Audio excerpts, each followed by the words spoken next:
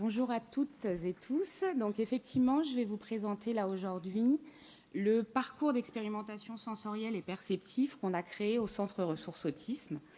Donc on est parti de plusieurs constats de départ. Le tout premier qui est un mantra qu'on aime dupliquer le plus souvent possible, c'est que tout n'est pas sensoriel, mais que tout peut être sensoriel.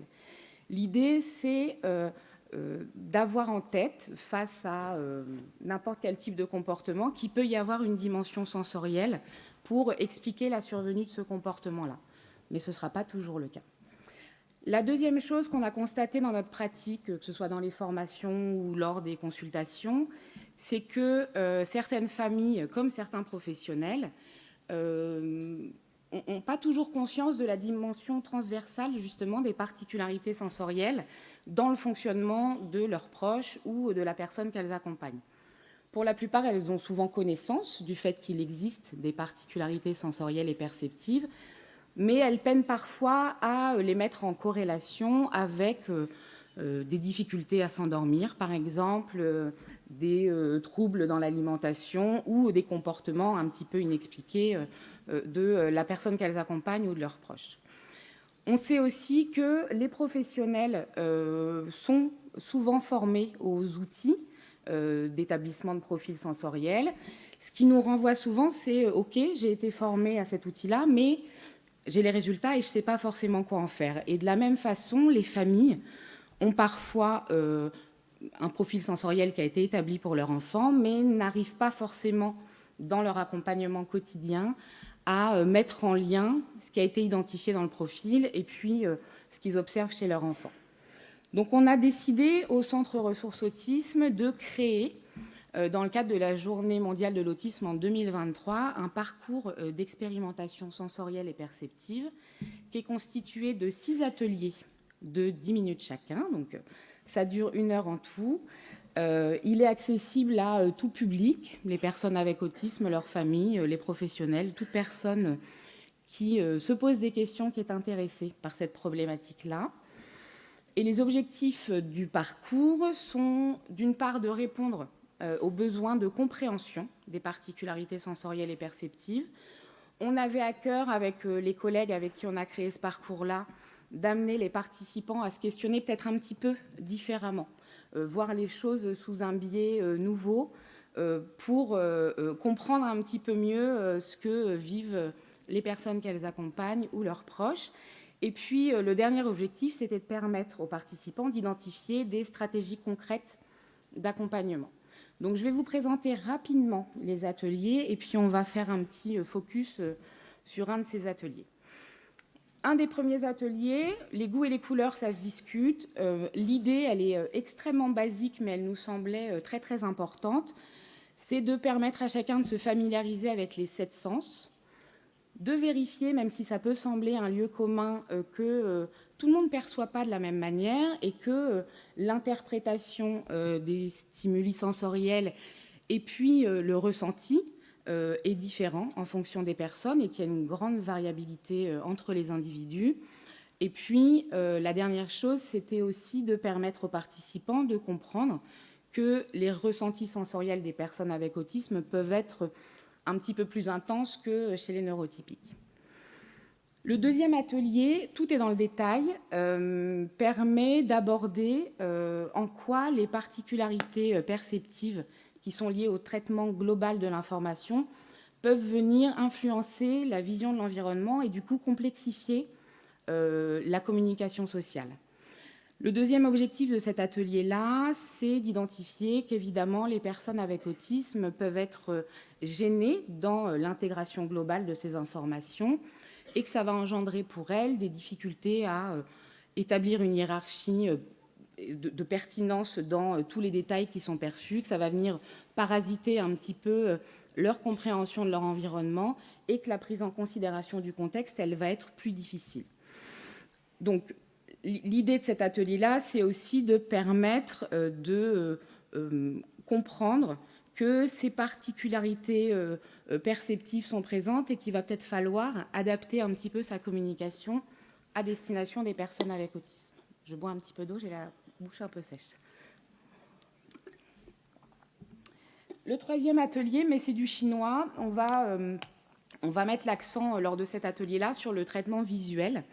On souhaite que les participants puissent identifier les difficultés à comprendre, le langage verbal, les gestes et ou la nouveauté pour les personnes avec autisme, que chez ces personnes-là, c'est le canal visuel qui va être privilégié et que, évidemment, les supports visuels vont grandement faciliter la compréhension de par leur caractère universel notamment. On a évidemment souhaité proposer un atelier pour expérimenter la surcharge sensorielle. Alors c'est toujours difficile de se mettre à la place et puis même nous de recréer artificiellement une situation de surcharge sensorielle, mais l'idée c'était ça, que les participants puissent constater qu'il est évidemment difficile de se concentrer quand le cerveau doit traiter plusieurs informations sensorielles en même temps. Et donc, on voulait leur permettre d'expérimenter cette surcharge sensorielle en apportant l'information qu'elle peut être épuisante, voire douloureuse pour les personnes avec autisme. On a souhaité également faire un atelier sur le lien entre les perceptions sensorielles et la motricité pour permettre aux participants de se rendre compte que, d'une part, certaines attitudes posturales ont un but sensoriel et répondent à un besoin pour les personnes avec autisme, et d'identifier que quand on comprend ces besoins-là, on va plus facilement pouvoir proposer des alternatives plus fonctionnelles pour répondre à ce besoin-là, mais prévenir d'éventuels problèmes moteurs futurs. Et donc, pour le dernier atelier, je vous préviens, j'ai prévu de vous mettre un petit peu à contribution. Dans cet atelier-là, qu'on a appelé « Qu'est-ce que ça fait ?», l'idée, c'est d'expérimenter une stimulation sensorielle pour, d'une part, mieux identifier le sens auquel elle se rattache, et puis, dans un second temps, trouver plus facilement des moyens de répondre à ce besoin-là. Donc, on propose aux participants 3 comportements de stimulation sensorielle, et pour chacun de ces comportements-là, on leur demande de se concentrer sur la sensation qu'ils ressentent. On va les guider pour faire le lien avec le ou les sens qui sont stimulés par ce comportement-là. Et puis, on les accompagne pour identifier des objets qu'on pourrait proposer ou des activités dans le but de stimuler ce sens-là de la même façon. Donc, les 3 comportements. Le premier, c'est agiter ses mains avec les bras tendus vers le sol.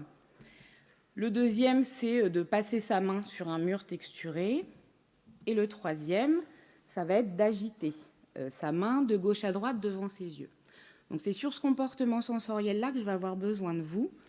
Et je vais vous demander de reproduire ce comportement-là, d'agiter la main devant ses yeux et de vous concentrer sur qu'est-ce que ça vous fait, qu'est-ce que ça vous fait ressentir, quelle sensation ça procure. Alors, qu'est-ce que ça fait ? C'est drôle d'ici, ouais.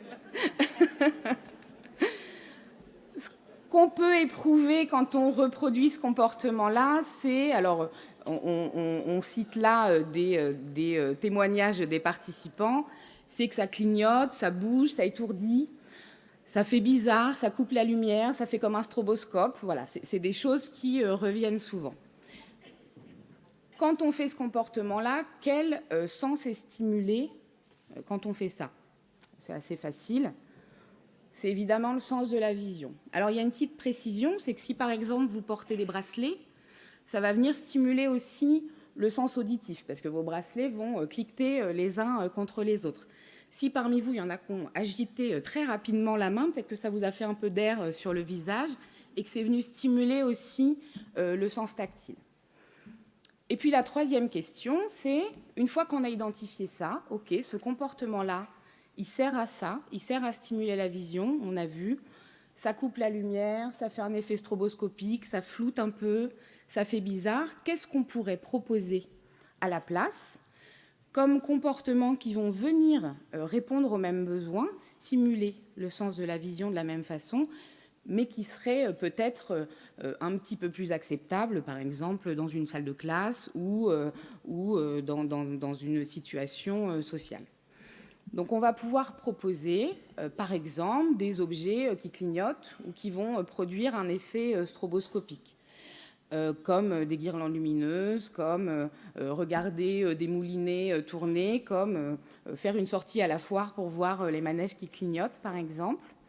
On va pouvoir aussi le stimuler d'une autre façon, c'est par des objets ou des activités qui produisent un mouvement, des balles rebondissantes, des rubans dans les arbres, des petits objets qui vont sauter, un circuit de billes, une vidéo de machine à laver qui tourne.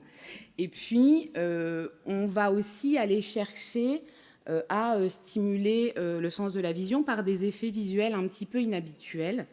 Donc avec des kaléidoscopes, par exemple, des lunettes qui vont venir déformer, des mobiles éoliens. Voilà, donc on essaye avec les participants de chercher tout ce qui va pouvoir permettre de stimuler le sens de la même façon. On les guide et puis on précise que ce ne sont que des hypothèses et qu'il va falloir essayer ces différentes choses-là, mais déjà ça guide un petit peu plus sur qu'est-ce qu'on va pouvoir proposer concrètement. Donc cet atelier-là particulièrement permet aux participants de se rendre compte que expérimenter un comportement, eh ben, ça peut permettre de mieux comprendre le sens qui est stimulé, d'identifier que ces comportements de stimulation sensorielle peuvent répondre à un besoin pour la personne. Et ça, c'est quelque chose sur laquelle on insiste parce que parfois, on voit des comportements stéréotypés ou des comportements qui ne nous semblent pas adaptés socialement. Et la première des réactions, ça va être de dire qu'il faut arrêter ce comportement-là. Il est hyper important que les participants puissent comprendre que si le comportement est là, ce n'est pas pour rien. Il sert à quelque chose et il a une utilité pour la personne. Et puis la dernière chose, c'est bien évidemment de les amener à réfléchir sur la façon dont on peut remplacer ce comportement-là par d'autres moyens qui vont permettre de répondre aux mêmes besoins. Pour revenir plus généralement au parcours d'expérimentation sensorielle, les participants se voient confier un livret qui va comporter deux éléments. Donc on a des éléments théoriques de compréhension des particularités sensorielles où on reprend les différents sens, les différents types de réactions sensorielles qu'on peut observer. Donc on donne ces éléments-là de compréhension. Et puis, pour chacun des ateliers, il y a une fiche récapitulative qui reprend ce qui a été compris, vécu lors de l'atelier, et puis les conseils éventuels qu'on peut en tirer. Donc, on a demandé aux participants de nous faire part de leur ressenti par rapport à ce parcours d'expérimentation sensorielle. Donc, sur deux questions, qu'est-ce que j'ai appris ? Et on est plutôt content, nous, des réponses, parce qu'on a des personnes qui ont appris que les autostimulations répondaient à un besoin, qui ont appris qu'on avait 7 sens et qu'il existait un sens proprioceptif, que le contexte peut faciliter la compréhension, des parents qui nous expliquent que ah oui, j'ai appris que la perception de ma fille avec autisme, elle est accrue et elle est différente de la mienne. Et puis que, par exemple, la surcharge sensorielle va fatiguer la personne et ne lui permet pas de se concentrer facilement. La deuxième question, c'est qu'est-ce que j'ai compris ? Donc, les participants ont pu nous expliquer qu'ils ont compris, en participant à ce parcours, que le visuel était indispensable, que, en tant que personne avec autisme, il va falloir que je sois un peu plus vigilante à l'impact sensoriel de mon environnement pour éviter l'épuisement. Un parent qui nous dit « je comprends que mon fils soit fatigué » et puis certains participants qui identifient que expérimenter, c'est un bon moyen pour comprendre les comportements. Dans cette enquête, on a aussi demandé aux participants d'estimer leur niveau de connaissance et de compréhension avant et après leur participation au parcours d'expérimentation sensorielle. Donc on voit qu'on a atteint l'objectif et que les participants se sentent un petit peu plus compétents, comprenants à l'issue du parcours. Pour terminer, donc ce parcours d'expérimentation sensorielle, je vous ai dit, on l'a créé lors de la journée de l'autisme il y a 2 ans. On l'a proposé toute cette année régulièrement et on va continuer. Il est à nouveau présent dans notre catalogue de formation pour l'année qui vient. Et pour les collègues des autres CRA, on va en faire une présentation au GNCRA le 17 septembre à la Maison de l'Autisme. Donc voilà, merci beaucoup pour votre attention.